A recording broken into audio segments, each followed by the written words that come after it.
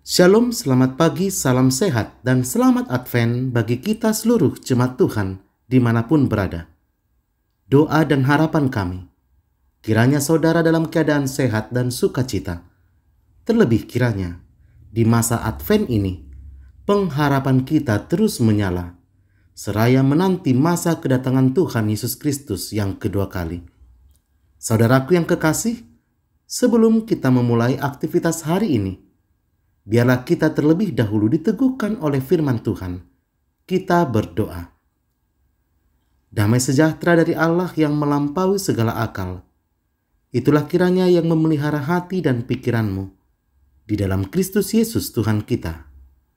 Amin. Bapak Ibu Saudara yang terkasih, firman Tuhan yang menguatkan dan meneguhkan iman kita untuk menjalani aktivitas hari ini tertulis dalam Kolose 1 ayat yang ke-19. Beginilah firman Tuhan, saya bacakan untuk saudara. Karena seluruh kepenuhan Allah berkenan diam di dalam Dia. Demikianlah pembacaan firman Tuhan. Bapak Ibu Saudara yang terkasih, ketika saudara ditanya, siapa yang utama dalam hidupmu? Memang beragam jawaban untuk pertanyaan ini. Akan tetapi saudara, sejatinya jika pertanyaan ini diberikan kepada orang percaya, maka ia akan menjawab bahwa hal utama dalam hidup saya adalah Tuhan Yesus Kristus. Tuhan Yesus adalah hal yang utama yang harus kita jadikan di dalam setiap kehidupan kita sebagai orang percaya di dalam menjalani hari-hari kita. Akan tetapi saudara, kenyataannya mari kita renungkan. Jika kita mengatakan bahwa hal utama dalam hidup kita adalah Tuhan Yesus, tetapi realitanya banyak di antara orang yang percaya, hal tersebut hanya menjadi sekedar pengakuan saja dan tidak tercermin di dalam kehidupannya. Banyak orang percaya yang mengorientasikan, mengutamakan hal-hal dunia ini di dalam kehidupannya. Yang utama dalam hidupnya adalah kekayaan, kekuasaan, pekerjaan, karir, dan lain sebagainya. Memang kita harus katakan, memang tidaklah salah jika kita mencari kekayaan, kekuasaan, pekerjaan, karir, jabatan, dan lain sebagainya. Hal itu bukanlah hal yang salah. Akan tetapi saudara, saya mau ingatkan, jangan pernah hal-hal yang ada di dunia ini menjadikan saudara jauh dari Allah. Silahkan kita mencari kekayaan. Silahkan kita mencari kekuasaan, pekerjaan, karir, jabatan, dan lain sebagainya. Akan tetapi, saudara juga harus tetap mencari Allah dan kerajaannya. Demikianlah halnya yang diingatkan oleh Paulus bagi kita melalui renungan perikop hari ini. Paulus katakan di dalam perikop hari ini, bertekun dalam iman, tetap teguh dalam Tuhan, dan jangan mau digeser dari pengharapan Injil Kristus karena hal-hal yang ada di dunia ini. Intinya saudara, melalui perikop ini, kita diajak untuk tetap bisa mempermuliakan Tuhan, yaitu dengan cara mengisi hidup kita dengan mendengarkan firman Tuhan, sehingga apa yang kita lakukan dalam hidup kita pun sesuai dengan kehendaknya.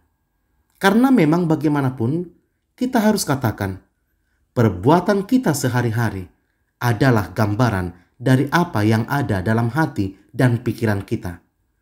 Firman Tuhan yang terpatri di hati akan menghasilkan perbuatan baik dan buah-buah roh. Biarlah kita terus hidup teguh di dalam iman kepada Kristus, yang di dalam Kristus kepenuhan Allah telah dinyatakan padanya. Rasul Paulus memberi teladan bagi kita. Dia pelayan Kristus yang mempercayakan seluruh kehidupan kepada Kristus.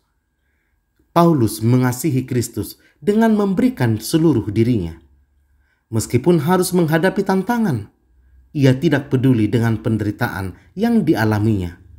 Asalkan Injil terus diberitakan, supaya semakin banyak orang mengenal Yesus Kristus yang adalah Tuhan dan Juru Selamat dunia. Biarlah melalui kedatangan Tuhan ke dunia ini yang akan kita rayakan di dalam perayaan Natal, kita semakin diteguhkan bahwa Allah benar-benar hadir di antara kita. Dia telah mendamaikan kita dengan dosa-dosa kita, sehingga baiklah kita menjadikan Yesus menjadi tujuan di dalam hidup kita.